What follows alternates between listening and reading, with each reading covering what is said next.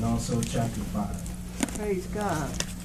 And Mark chapter 4, verses 35 through 41. Mark, the 4th chapter, the 35th through the 41st verse.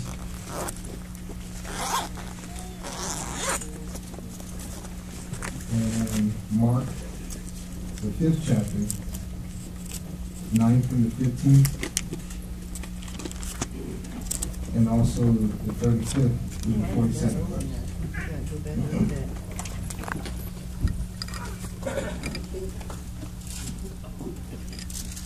Mark, 4th chapter, 35th verse.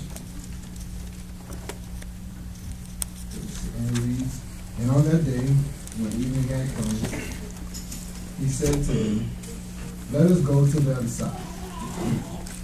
And leaving the multitude, they took him along with them, just as he was in the boat, and other boats were with him.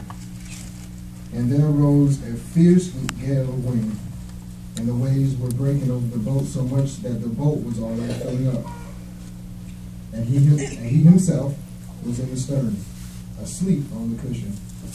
And they awoke him, and they said to him, Teacher, do you not care that we are perished? And being aroused, he rebuked the wind and said to the sea, Hush. When the King James Version will say, Peace, be still. And the wind died down, and it became perfectly calm. And he said to them, Why are you so timid? How is it that you have no faith? And they became very much afraid and said to one another, Who is this, that even the wind and the sea obey him? Yes. May be seated. Thank God for the ears and doers of his word. In my previous messages, when I think about the topic of it, I try to have the message of, or the moral of my sermon or my speeches in the title or in the topic of my sermon. And so as I was debating on what clever or real, literally tricky words I can put to the topic of this, I was reminded that Mother would say, just make it plain. So as plainly as I can, if I were to give it a topic, it would be yes. Yes. And for some of us, we've gone out through life and we've heard the opposite of that, which is no. Many of the people who are around you that you can be in an environment with, they would rather see and hear you say no more than you would yes. Yes. As a young man growing up, and even sometimes to this day, I've always had the feeling that I've always wanted to be liked. I wanted everybody to be on my side.